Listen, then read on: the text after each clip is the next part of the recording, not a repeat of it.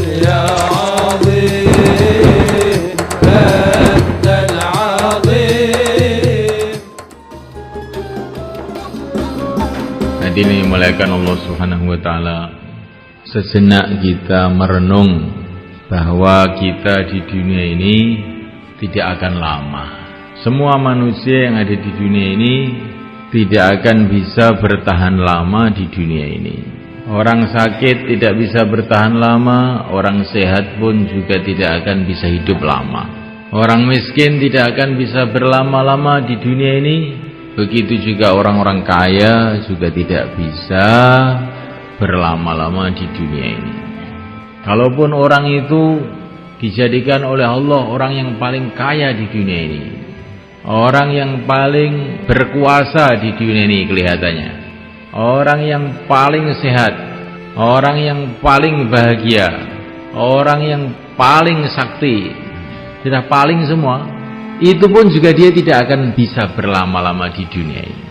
Semua akan ditinggalkannya, kerikil satu pun tidak akan dibawa. Maka kalau orang itu mau merenung, mau berpikir, betul-betul bodoh orang-orang yang membanggakan dunia ini.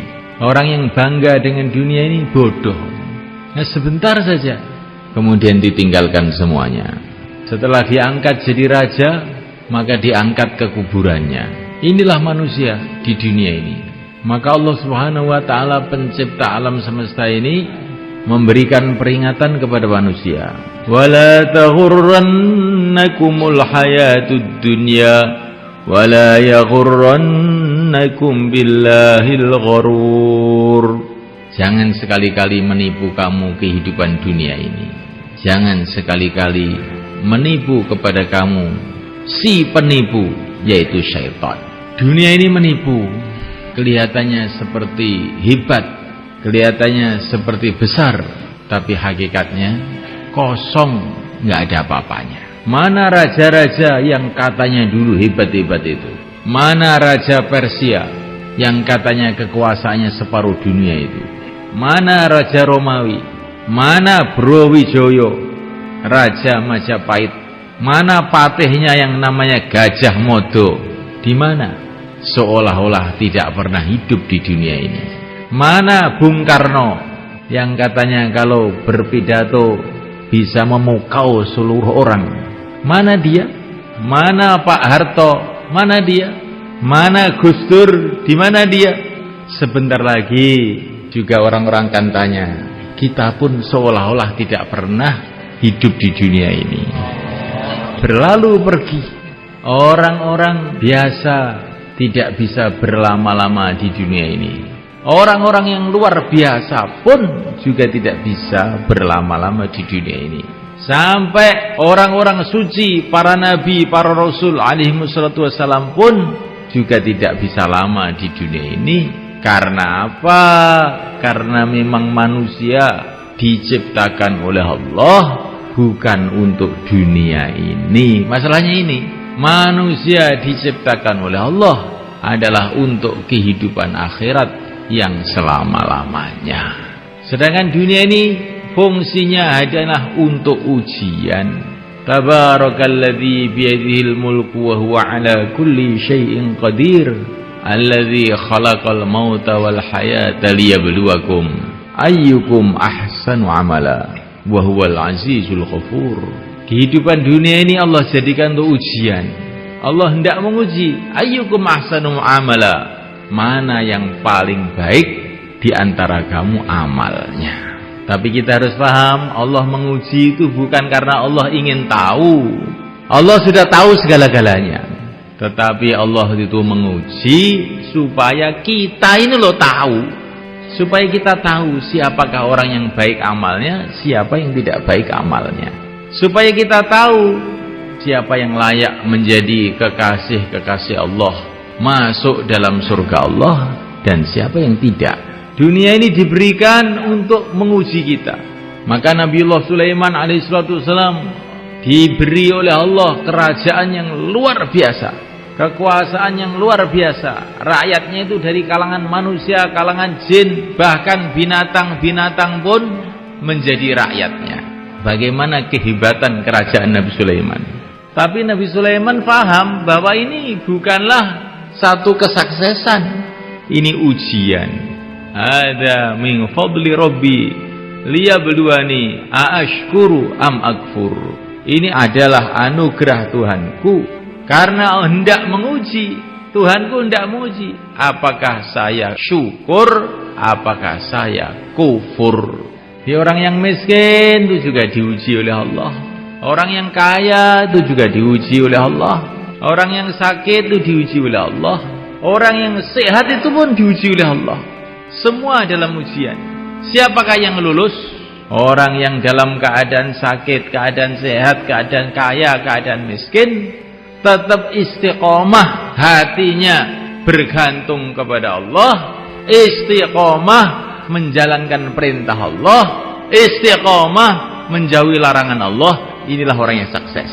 Kalau orang kaya hatinya istiqomah bergantung pada Allah, amalannya istiqomah dalam syariat Allah, perintah-perintah Allah dikerjakan, larangan Allah ditinggalkan, maka dia lulus. Kalau orang miskin mengkis-mengkis, sakit-sakitan, tapi hatinya senantiasa tawajuh pada Allah, amalannya mengikuti sunnah Rasulullah, seluruh larangan-larangan Allah ditinggalkan, ini orang sukses. Kemudian tidak lama dihantar menuju tempat balasan, tempat kemuliaan, yaitu surga Allah Subhanahu wa ta'ala. Semoga termasuk kita. Orang yang merasa sukses dengan dunia ini, sedangkan dia imannya lemah atau rusak, amalannya rusak, maka itu seperti anak kecil masuk ujian SD.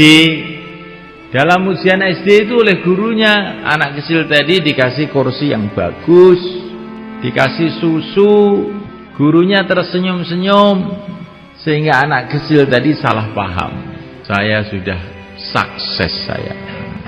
Padahal waktu soal-soal ujian itu dikeluarkan, satu nomor pun nggak bisa jawab, nilainya 0. Terus dia pulang ke rumah, ditanya sama ibunya, bagaimana nak ujiannya? Alhamdulillah, sukses bu. Kamu kelihatannya nggak pernah belajar bisa sukses. Iya, saya ini memang orang sukses. Bagaimana ceritanya? Ceritakan sama ibu. Tadi kursinya empuk bu, dikasih susu sama Pak Guru, dan Pak Guru senyum-senyum saja. Teman-teman juga melihat saya semua tersenyum, maka saya sukses. Bisa nggarap soal ujian atau tidak? Ya kalau itu nggak bisa bu, nggak bisa. Tapi saya tetap sukses.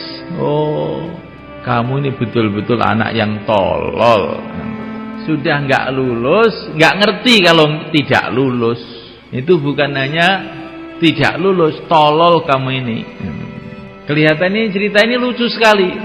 Sedangkan kebanyakan manusia itu nasibnya di dunia ini seperti itu.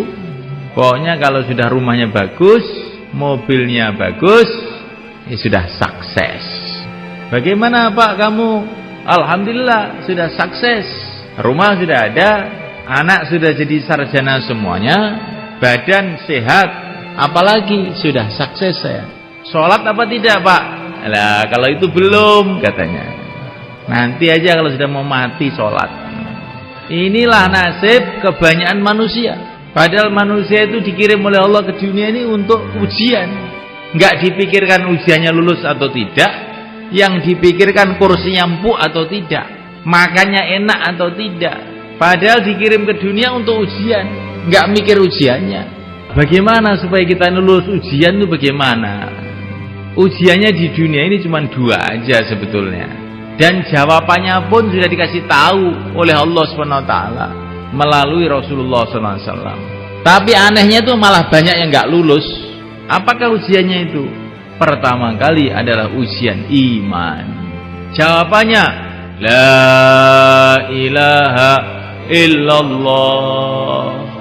Yang kedua kali ujian amal. Jawabannya Muhammadur Rasulullah. Ini kalau sudah, ini kok mantep betul ya, sudah lulus masuk surga. Lah mudah aja loh Pak. kok ya nggak pada bisa tuh, gimana tuh orang-orang itu? Nah iya, ini maksudnya bukanlah hanya sekedar ucapan. Bagaimana la ilaha illallah itu tertanam dalam hati, merasuk dalam hati, menjadi darah daging kita, keyakinan yang mantap bahwa yang berkuasa di alam semesta ini hanya Allah, sehingga yang pantas disembah hanya Allah. Makhluk tidak berkuasa, yang menciptakan makhluklah yang berkuasa. Raja-raja tidak berkuasa, yang menciptakan raja-raja itulah yang berkuasa. Negara-negara tidak berkuasa, presiden-presiden tidak berkuasa, yang menciptakan mereka lah yang berkuasa. La ilaha illallah. Yang kelihatannya dari makhluk, hakikatnya bukan dari makhluk. Yang kelihatannya dari makhluk, itu sebetulnya dari yang menciptakan makhluk. La ilaha illallah. Kullun min indillah. Semua dari Allah.